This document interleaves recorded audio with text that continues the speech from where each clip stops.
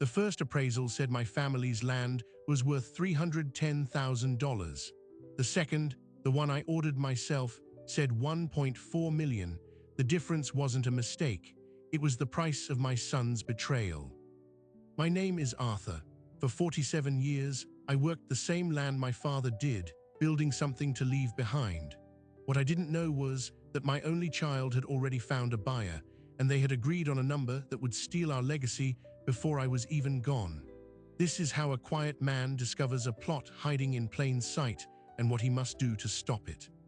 The land was never just dirt. It was my father's sweat and then mine, 200 acres of good bottomland along the river with a timber stand that had been carefully managed for 3 generations. We grew soybeans and hay, and the old farmhouse where I raised my boy Michael sat under a pair of massive white oaks.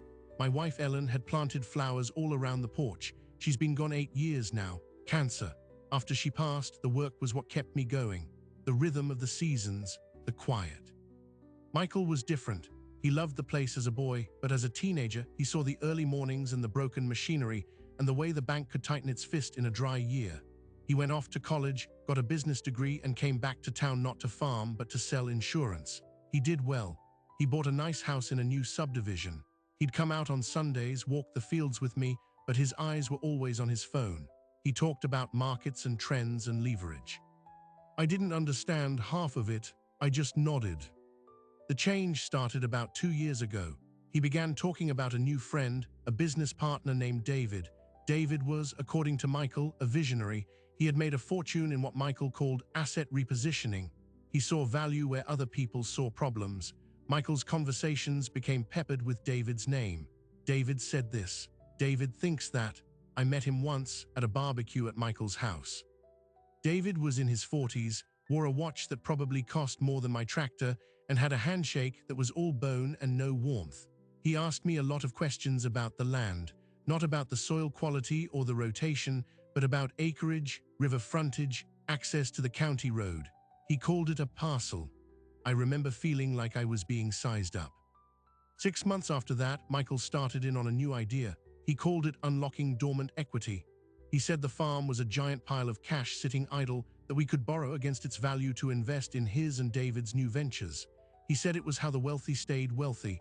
I told him the land wasn't dormant. It was working, and I didn't owe the bank a dime. He got frustrated. He said sentimentality was a tax on progress. That was a David phrase. I could hear it. Then the suggestions became more specific. What if we just sold off a piece? The back 40 along the river, just that slice. It would set me up for retirement without any risk. I told him I was retired on my own land, and that strip of riverfront was the best soil we had. He dropped it, but the look on his face wasn't disappointment. It was calculation. The first real alarm bell rang on a Tuesday morning. I was in town at the hardware store, and I ran into old Pete Jenkins, who's been the county's most respected real estate appraiser for 40 years. We got to chatting, and he said, quite casually, "Saw your boy the other day. He and that slick friend of his were in my office, asking a lot of questions about valuation methods for agricultural land." I asked what kind of questions. Pete shrugged. Odd ones. Mostly about the lowest defensible valuation you could put on a piece without raising red flags. They were particularly interested in distressed seller scenarios. My blood went cold. I thanked Pete and left. That evening I called Michael. I asked him straight out why he was talking to an appraiser about my land. There was a long silence on the line. Then he laughed too quickly. He said it was just due diligence, exploring all options. David was thinking of buying a nearby property, and they were using ours as a comparable. He said I was being paranoid, but his voice had a tightness I hadn't heard since he was a kid caught in a lie. A week later, the paperwork appeared. Michael came over unannounced with a folder. He said he wanted to formalize things to protect the asset. He had drawn up documents to form a family limited liability company. The LLC would own the land. He explained it would make inheritance smoother, offer liability protection. I would be the managing member, he said, but when I read the draft, the ownership was split. 51% to me, 49% to him. And there was a clause, buried in the legalese, about a right of first refusal for any member wishing to sell their interest. I looked up at him. Who would you be selling your interest to, Michael? He wouldn't meet my eye. It's just standard boilerplate, Dad. It doesn't mean anything. I told him I needed to have my own lawyer look at it. His face fell. He said that wasn't necessary, that David's attorney had drawn it up at no cost to us. That was the moment I knew for sure. You don't fear a second opinion unless the first one is rotten. I sent the documents to Sarah Wilkins, an attorney in the city who had helped Ellen's family with their estate. 2 days later, Sarah called me. Her voice was calm, professional, and utterly grave. "Arthur," she said, "this isn't an estate planning document. This is a transfer document disguised as one. The structure gives your son a clear path to force a sale of the entire property to a designated buyer, with you having little to no recourse. And based on the language, I believe they already have that buyer." I sat at my kitchen table, the phone heavy in my hand. I looked out at the land, the late sun turning the soybean fields to gold. Ellen's flowers were blooming by the porch, and I understood. This wasn't about unlocking equity, it wasn't about progress. It was a theft, planned in conference rooms and law offices, with my own son holding the door open. Sarah's next question hung in the air between us. "Do you want to know what your land is actually worth, Arthur?" Because I guarantee the number they have in mind is not it. I took a deep breath, the kind you take before you start a long, hard job. "Yes," I said, "I believe I do." Sarah Wilkins sent me to a man named Carl Mendez. He was a forensic appraiser, a former state regulator who now spent his days untangling valuation fraud for courts and suspicious families. His office was in the city, walls lined with maps and thick volumes of county records. He listened to my story without interruption, his eyes sharp behind wire-rimmed glasses. When I finished, he leaned back. "The question isn't what the land is worth, Mr. Dawson. The question is what story they're trying to tell about it to make it seem worthless." Carl explained the mechanics. For a forced sale at a grossly undervalued price to work, they needed two things: a sham appraisal to justify the low number to any curious outsider, like a bank doing minor due diligence, and a plausible narrative. The narrative, Carl said, tapping his pen on the desk, is usually one of distress. An nagging owner, failing health, mounting debt, a property in disrepair. It creates a context where a fire sale price makes a sad, logical sense. He asked if I had any recent medical diagnoses. I said no. He asked if I'd taken out any loans against the property. I said never. He nodded. "Then they'll fabricate the context. They have to." He took the job. A week later, he came to the farm. He didn't just measure the frontage. He walked every fence line. He took soil samples. He photographed the timber, assessing the board-foot value. He examined the barn, the equipment sheds, the drainage. He spent a full day at the county clerk's office, pulling every recent sale of comparable acreage within 50 miles. This was the opposite of a drive-by appraisal. This was an autopsy of value. While Carl worked, Sarah began her own investigation. She ran a background check on David, the business partner. His full name was David Vance. What she found was a pattern. He wasn't a visionary, he was a specialist. He had been involved in 7 separate LLC disputes over the last decade, all with older property owners and younger family members as his points of entry. In 3 of those cases, the disputes had ended in lawsuits alleging undue influence and fraud. He had settled out of court each time with strict non-disclosure agreements. He had never been criminally charged. He was careful. He worked through legal structures and pressure, not brute force. Sarah also discovered something else. Michael had taken out a second mortgage on his own house 6 months prior. The loan was substantial. When she dug into the county business registry, she found that Michael and David were listed as equal partners in a new entity called Vance Development Group, LLC. The company had no assets, but it had a business line of credit from a local bank.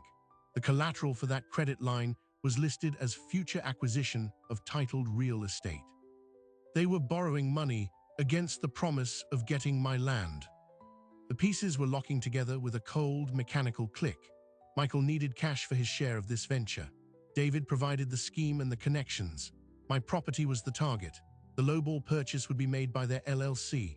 Then, according to Carl, the plan would be to immediately turn around and obtain a legitimate market rate appraisal using the now cleared title, and either sell the land to a real developer or secure a massive development loan against its true value.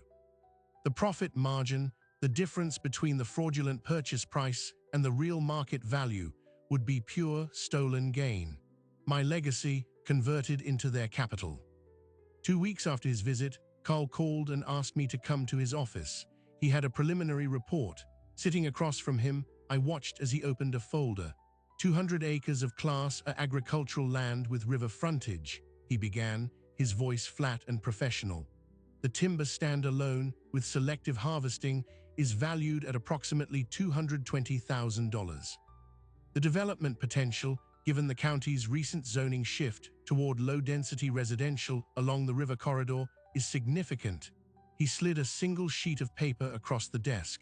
At the bottom was a number, $1,427,000. My breath caught. It was more than I'd ever dreamed. Then Carl slid a second sheet of paper next to it. This one was a photocopy. It was an appraisal report, dated just 1 month earlier, performed by an appraiser named Jason Finch for an entity called Heritage Holdings, LLC. I recognized my property's legal description. The stated purpose of the appraisal was valuation for potential estate settlement and distressed sale. The final value on this report, $310,000. Carl pointed to the methodology. He used only one comparable sale, Carl said, a 50-acre plot 20 miles from here, landlocked with no river access, that sold after tax foreclosure. He then applied a blanket distress discount of 40%. He notes the owner's advanced age and declining capacity to maintain the asset. He mentions structural issues with outbuildings that I found to be in sound condition. This isn't a bad appraisal, Mr. Dawson. This is a fraudulent one. I stared at the two numbers side by side.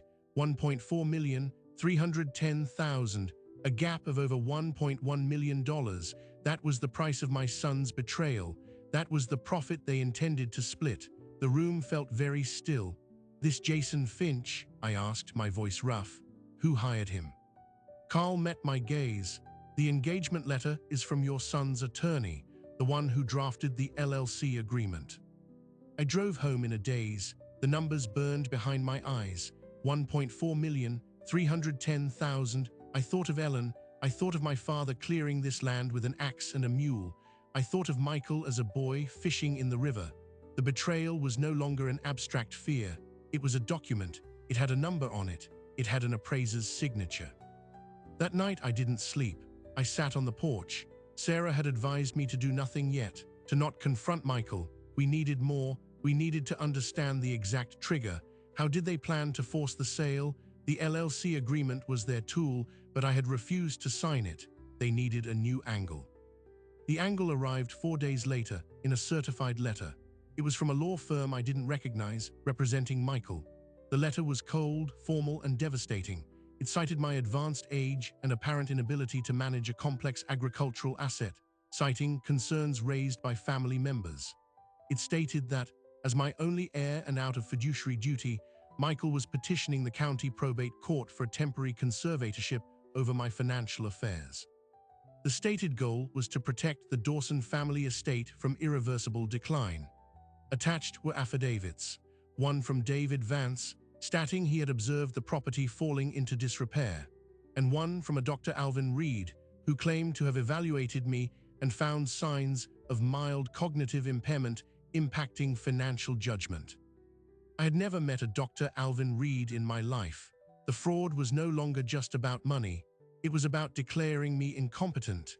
It was about using the law to strip me of my own agency, to become the legal manager of my property, and then to sell it to himself and his partner for pennies. It was elegant, it was brutal, and it was happening now. I called Sarah, the letter shaking in my hand. She was silent for a long moment after I read it to her.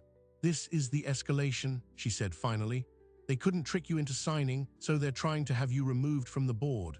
A conservatorship is a nuclear option. It's hard to get, but the mere petition can do damage. It creates a public record of alleged incapacity. It's pressure." "What do I do?" I asked, the weight of it crushing down on me. "You fight," she said, her voice turning steely. "We have the true appraisal. We have the evidence of the fraudulent one. We have David Vance's history. Now we need to prove the conspiracy. We need to show the court that this isn't about your mind, Arthur. It's about your land. And we have 1 week before the first hearing." The week before the hearing was a siege. Sarah built our defense brick by brick, but for every brick we laid, they seemed to have a sledgehammer ready. Her first move was to hire a private investigator to look into Dr. Alvin Reed. The result was both a relief and a new horror. Dr. Reed was a real physician, but his license had been suspended twice for writing improper prescriptions.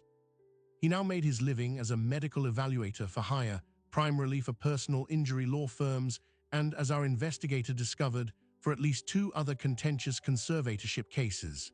He had never met me. His affidavit was pure fiction, purchased and paid for. Sarah said this would gut his credibility, but it also showed how far they were willing to go. Next, we turned to the appraiser, Jason Finch. Carl Mendez did the digging. Finch was a small-time operator with a history of complaints to the State Appraisal Board. 3 had been dismissed. 1, from 5 years ago, had resulted in a formal reprimand for negligence in applying comparable sales. The complaint had been filed by a widow who claimed Finch had undervalued her late husband's commercial property in a similar estate sale context. The case had settled privately. The pattern was there, a faint but visible trail of exploiting transitions, of finding value in other people's loss. Sarah compiled everything: Carl's legitimate appraisal, his point-by-point demolition of Finch's fraudulent one, the background on David Vance and his litigious history, the evidence that Dr. Reed was a hired gun, the financial records showing Michael's new mortgage and his partnership with Vance. She called it a motion to dismiss with prejudice. She said it painted a clear picture of a predatory scheme and no probate judge would want to touch it. I allowed myself a sliver of hope. We had the truth. The truth was a stack of paper 2 inches thick. Then 3 days before the hearing, the sledgehammer fell. It came in the form of a new filing from Michael's lawyer. They had amended their petition. They had dropped the request for a full conservatorship. Instead, they were now asking for a temporary protective order and the appointment of a neutral third-party property manager. The reason cited was an immediate and demonstrable threat of waste. The threat, according to their new affidavit, was me. Specifically, my reckless and emotionally driven decision to hire a controversial forensic appraiser at an exorbitant cost and to retain aggressive litigation counsel, actions they claimed were rapidly depleting the estate's cash reserves and destabilizing the property. They argued that my judgment was compromised by paranoia and that I was lashing out financially, which posed a direct risk to the asset's value. They requested an emergency hearing to freeze my access to certain funds and to install their proposed manager to oversee maintenance and prevent further frivolous expenditure. It was a masterstroke. They had taken my only move, fighting back, and weaponized it. They were using my defense as proof of my incapacity. Sarah was furious. "It's a classic gaslighting maneuver in a legal wrapper," she said. "They provoke a response, then point to the response as evidence of instability. It's dirty, and it often works because it creates confusion." The emergency hearing was set for the next afternoon. The goal was no longer to take control of me, but to take control of the checkbook and the day-to-day decisions of the farm. A property manager, neutral but likely vetted by David Vance, could begin the process of managing the land into a state that justified a low-price sale. They could neglect repairs, make poor leasing decisions, anything to depress the operational value and strengthen their narrative. That night, I did something I hadn't done in years. I drove to Michael's house. I didn't call. I just parked on the street and watched the lights in the windows. I saw his silhouette moving in the kitchen. I saw his wife, Chloe, setting the table. My grandson's toy truck was on the front step. This wasn't a monster's lair. It was a home, my son's home. The chasm between the man in that house and the architect of the legal documents bearing his name felt impossible to bridge. Was he lying awake, sick with guilt? Or was he on the phone with David, strategizing their next move? I realized with a cold certainty that I no longer knew, and that was the deepest cut of all. The emergency hearing was in a small wood-paneled courtroom. Michael sat at the other table with his lawyer. He didn't look at me. He stared straight ahead, his jaw set, wearing a suit that seemed to stiffen his entire body. David Vance was in the back row, observing. He gave me a small, polite nod, as if we were acquaintances at a business luncheon. The judge, a weary-looking woman in her 60s, listened as Michael's lawyer laid out their new argument. He spoke of my sudden and erratic spending, my unfounded accusations, my retention of a so-called forensic specialist known for extremist valuations. He made Carl sound like a conspiracy theorist and Sarah like a bomb-throwing litigator. He presented invoices from Sarah and Carl as evidence of my financial recklessness. When it was Sarah's turn, she was calm and precise. She explained why those expenditures were necessary. She presented Carl's credentials. She outlined the scheme, connecting David Vance to the fraudulent appraisal to the LLC to the conservatorship petition. She called it a coordinated attempt at financial exploitation. The judge listened, taking notes. Then Michael's lawyer stood for rebuttal. "Your Honor," he said, his voice dripping with pity, "this tragic tale of conspiracy is exactly the kind of confused, labyrinthine thinking we're concerned about. An elderly man, alone on a large property, becomes suspicious. He spends thousands he can't afford on lawyers and forensic experts who feed those suspicions. He's convinced his only son, who has petitioned the court out of love and concern, is part of some shadowy plot. This is not a scheme. This is a cry for help. We're not asking to institutionalize Mr. Dawson. We are asking for a brief, neutral intervention to protect the family farm from being bled dry by legal paranoia." I felt the ground shift beneath me. He had reframed the entire story. The truth was now a symptom. My evidence was proof of my delusion. The judge's face was unreadable. She asked Sarah a few technical questions about the property's current income and expenses. She asked Michael's lawyer who the proposed neutral manager was. He named a property management company from the city. Sarah immediately objected, stating she had a document showing that company had done 3 projects for David Vance's development firm in the past year. The judge sighed, the sound of someone wading through mud. She didn't rule from the bench. She said she would take it under advisement and issue a written order within 48 hours. She urged both parties, for the family's sake, to consider mediation. As we stood to leave, Michael finally looked at me. His eyes weren't angry or guilty. They were empty, resigned, as if he was just playing a role written by someone else and waiting for his cue to exit. He turned and walked out with his lawyer past David Vance, who fell into step beside him. Outside the courthouse, Sarah put a hand on my arm. "It's not a loss," she said. "She didn't grant the order, but she's hesitant. The confused old man narrative is sticky. It's easier for a judge to believe in than a complex fraud. It makes her job seem like protecting someone, not adjudicating a crime." "What do we do?" I asked, the fatigue bone deep. "We wait for her order, and we prepare for the main hearing. But Arthur," she said, her voice lowering, "we need to change the battlefield. Right now we're playing defense in probate court, where the standard is what's in the best interest of the alleged incapacitated person. It's a fuzzy, subjective standard. We need to shift to a battlefield where the standard is fraud, where the language is conspiracy, theft, and numbers. We need to make this a criminal matter, not a family one." "How?" I asked. "By giving our evidence to someone whose job is to prosecute crime, not manage family drama," she said. "We go to the state's attorney. We file a criminal complaint for attempted elder financial exploitation and conspiracy to commit fraud. It's a nuclear option. It would mean police, investigators, possibly charges against Michael and David. There's no going back from it." I looked down the courthouse steps, where Michael's car was pulling away. My son, my only child, the boy I taught to fish in the river that ran through the land he now wanted to steal. Going to the police wouldn't just be a legal strategy. It would be a declaration of war. It would end whatever was left of my family. Sarah saw the conflict on my face. "You don't have to decide now," she said softly. "Think about it. The judge's order will tell us how much time we have left to play nice." I drove back to the farm. The silence there was different now. It wasn't peaceful. It was anticipatory, waiting for the next blow to fall. I checked the mail. There was a single envelope, handwritten, no return address. I opened it. Inside was a photocopy of a faded newspaper article from 15 years ago. It was a business section piece about David Vance. It detailed his first real estate venture, a small apartment building. The venture had failed. The article quoted several unhappy investors. One of them was named.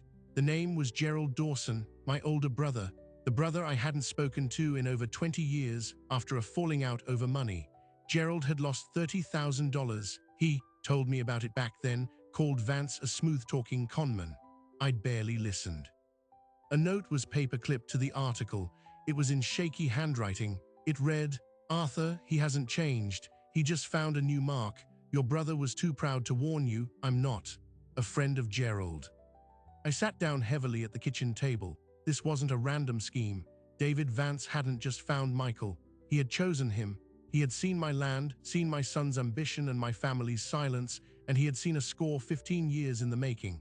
It was personal, and Michael had no idea he was replaying his uncle's old tragedy. The conspiracy wasn't just financial. It was a ghost reaching out from the past to finish the job. The phone rang, shattering the silence. It was Sarah. Her voice was tight, urgent. "Arthur, the judge's order just came in electronically." She denied the emergency property manager request. A wave of relief washed over me, so strong I felt dizzy. But Sarah continued, and the word hung like a blade. "She has ordered a full psychological evaluation of you to be completed by a court-appointed examiner within 30 days. She's also scheduled the main conservatorship hearing for 6 weeks from now, and she has issued a temporary injunction." "An injunction against what?" I asked. "Against any further extraordinary expenditures on legal or investigative fees without prior court approval," Sarah said. "She's frozen your ability to pay me or Carl to continue fighting. Arthur, they've just cut off our ammunition. The next 6 weeks are a clock ticking down, and we can't afford to reload." The injunction left me with 2 assets the court couldn't touch: my time and the truth. I had 6 weeks until the hearing. I decided to spend every minute of the first one building a trap. I couldn't pay Sarah or Carl to work, but they could listen, and I could talk. My first visit was to the state's attorney's office. I brought a copy of everything: the 2 appraisals, David Vance's history, the note about my brother. I sat with an investigator named Torres for 2 hours. He was skeptical at first. "Family disputes are messy," he said, "hard to prove criminal intent." But when I laid out the numbers, the $1.1 million gap, and connected it to the identical LLC structure from Vance's past cases, his demeanor changed. He took the file. He said he'd make inquiries. He couldn't promise anything, but he'd look at the appraiser, Jason Finch, and the doctor, Alvin Reed. It was a thread. My second visit was to the county clerk's office. I requested the property records for every parcel David Vance or his companies had ever owned or sold. I sat there for 3 days, an old man with a notebook tracing a paper trail. I found it, a pattern of quick flips. A property would be purchased by a Vance entity from an elderly owner or an estate, then sold 6 to 8 months later to a different LLC for a 60 to 80% markup. The paper trail was designed to obscure the connection, but the timing was the tell. He was doing exactly what Carl had said: buying low from the vulnerable, then selling high. But the most important visit was one I didn't make. I waited. I worked on the farm as usual. I fixed the fence along the north pasture. I serviced the tractor.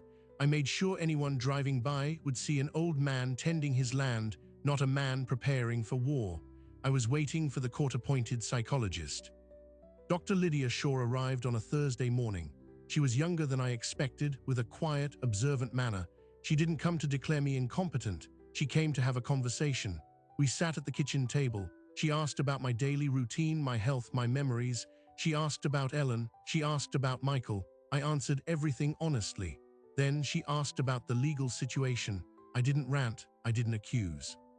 I simply said, "My son and his business partner believe my land is more valuable to them than it is to me.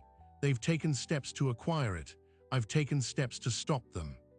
I pushed the folder across the table, the one with the 2 appraisals. She opened it, looked at the numbers, and her eyebrows rose slightly. "That's quite a discrepancy," she said. "It is," I agreed. "One is based on soil, timber, and river frontage. The other is based on a story about a failing old man. I know which story I believe, and I know which one they've been selling to the court." She closed the folder. "My report is for the judge, Mr. Dawson. I assess cognitive function and judgment, not property disputes." "I understand," I said, "but judgment is about making reasonable decisions based on available information. I've given you the information I'm using. All I ask is that you consider it." She nodded, made a note, and left. I had no idea which way she would land, but I had planted a seed of doubt about the narrative. The following week, Investigator Torres called. His voice was different, colder, more focused. "Mr. Dawson, we've opened a formal inquiry. We've spoken to Jason Finch, the appraiser. He's reconsidering his report. He's indicated he was given specific instructions and comparables by David Vance. He's willing to cooperate. We've also located 2 other elderly property owners who were approached with similar LLC structures by Vance, though they backed out. We'd like to talk to your son." My heart hammered against my ribs. What does that mean? "It means," Torres said carefully, "that if your son is willing to provide a statement about Vance's role in this, it would be very helpful. It might also be helpful for him." The message was clear. They were giving Michael a way out, a chance to be a witness instead of a target. I thanked him and hung up. The path was there, but Michael would have to choose to walk it. I didn't call him. I wrote a letter. I wrote it longhand, sitting at the same kitchen table where my father had done his accounts. I didn't talk about the law or the money. I wrote about his uncle Gerald. I wrote about the $30,000 he lost to David Vance, a sum that broke his spirit and fractured our family. I wrote that I had been too proud to listen to him then, and that I was sorry for that. I wrote that history was repeating itself, but with a much higher price. I wrote that the land would be here long after both of us, and that what we did now would be remembered by it. I enclosed the old newspaper article. I put it in an envelope and mailed it. I had no expectation. It was a message in a bottle thrown into a stormy sea. 4 days passed. Then on a rainy Tuesday evening my doorbell rang. It was Michael. He stood on the porch, soaked, without an umbrella. He looked 10 years older. "Can I come in?" he asked, his voice raw. I stepped aside. He came in and stood in the hallway, water dripping on the floor. He didn't move to sit. "I got your letter," he said. "I called Uncle Gerald." I hadn't spoken to my brother in 2 decades. "What did he say?" "He cried," Michael said, his own eyes shining. "He said he tried to warn me months ago. He called me when he heard I was partnering with Vance. He said the man was a poison. I told him he was bitter and stuck in the past. I hung up on him." Michael wiped his face with a wet sleeve. "I'm in so deep, Dad. The second mortgage, the business loans. David said it was all temporary. He said once the land was in the LLC, we'd refinance it at its real value, pay everything off, and have capital left over. He said you'd never have to know. You'd get your $310,000, which was more than you'd ever need, and we'd handle the rest." "And you believed him?" I asked, not with anger, but with a terrible sadness. "I wanted to," Michael whispered. "I wanted to be the one who finally turned this place into real money, not just crops, not just rent. I wanted to build something big, and he made it sound so easy, legal, smart." He finally looked at me. "The conservatorship, that was his idea, when you wouldn't sign. He said it was the only way to protect the asset from your stubbornness. He had the doctor lined up. He had the appraiser. He had it all worked out. I just had to sign the petitions." "And the hearing?" I asked. "The story about me being paranoid." "His lawyer's idea, a pivot, he called it. Use your defense against you." Michael's shoulders slumped. "I sat in that courtroom and listened to him make you sound crazy, and I didn't say a word. I am so sorry, Dad. I am so sorry." The dam broke. He wept there in my hallway.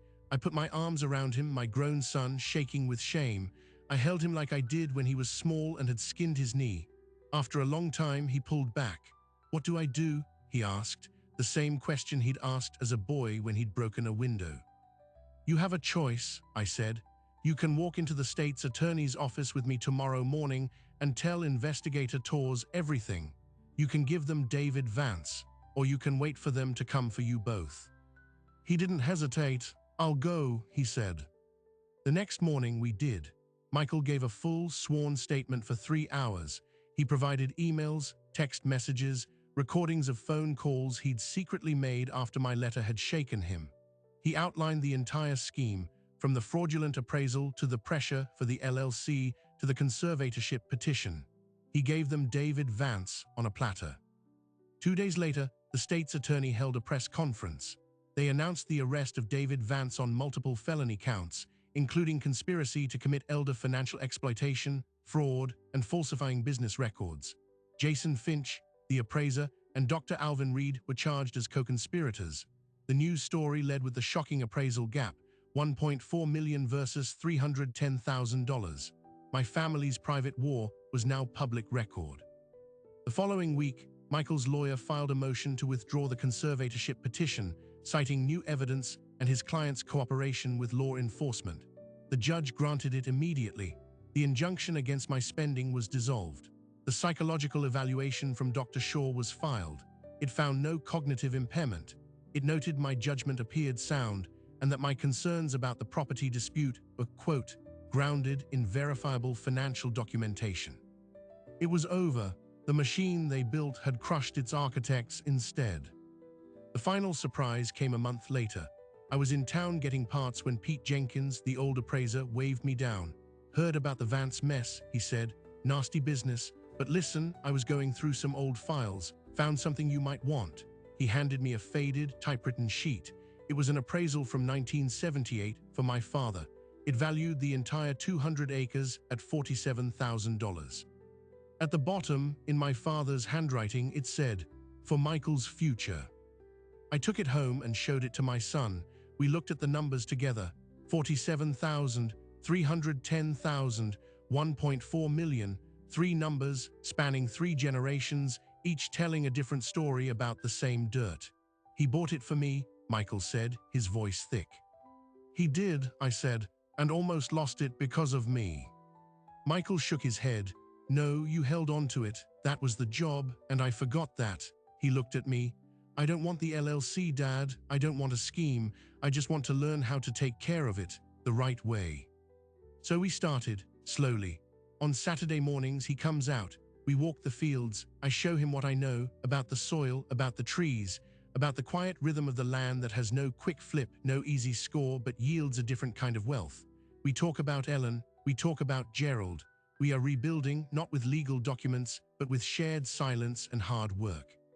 The farm is still mine, but I had Sarah draw up a new will.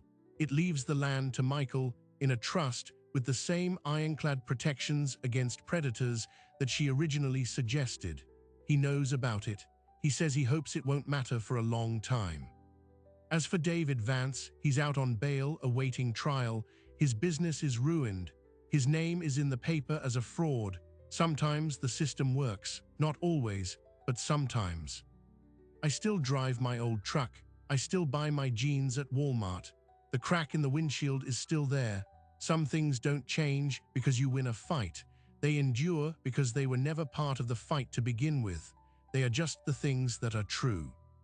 I sit on the porch in the evenings now, and the quiet has returned.